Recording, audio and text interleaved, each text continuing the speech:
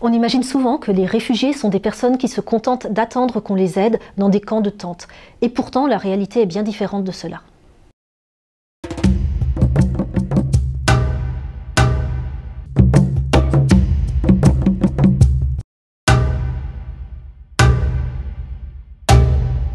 Donc, je suis Alice Corbet, je suis chargée de recherche au CNRS et je suis anthropologue au laboratoire Les Afriques dans le monde.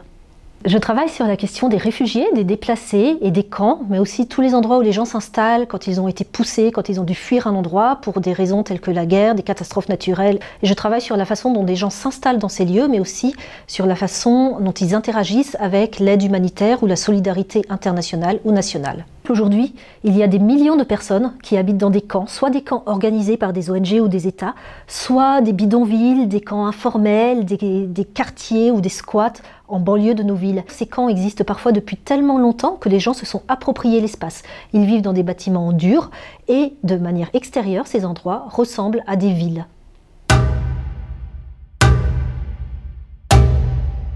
La méthode anthropologique, c'est l'observation participante. L'anthropologue essaye de passer tellement de temps sur le terrain qu'il a à la fin une vision extrêmement complémentaire des différents éléments sociaux que compose une société. Cette ampleur de la vision, encore une fois, qui n'est pas disciplinaire ou qui n'est pas orientée sur des sujets spécifiques, mais qui est basée sur le vécu des gens, permet souvent d'apporter beaucoup d'informations qui peuvent être oubliées parce qu'elles paraissent évidentes ou parce qu'elles paraissent cachées, invisibles, etc.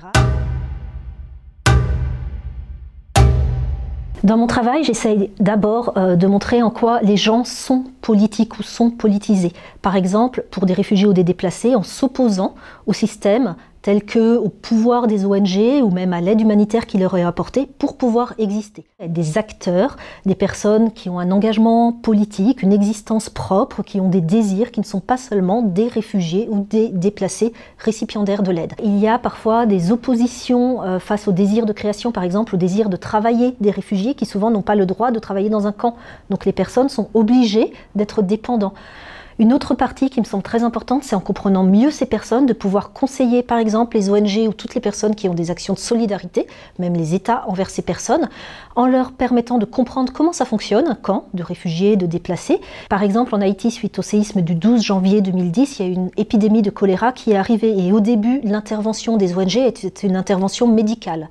Grâce à ma compréhension interne des Haïtiens, du vaudou, du rapport au savoir, du rapport aux maladies, etc., j'ai pu rendre un rapport pour les ONG afin qu'elles puissent avoir une adaptation sociale de leur acte médical et donc faire des meilleurs liens dans le cadre du soin du choléra.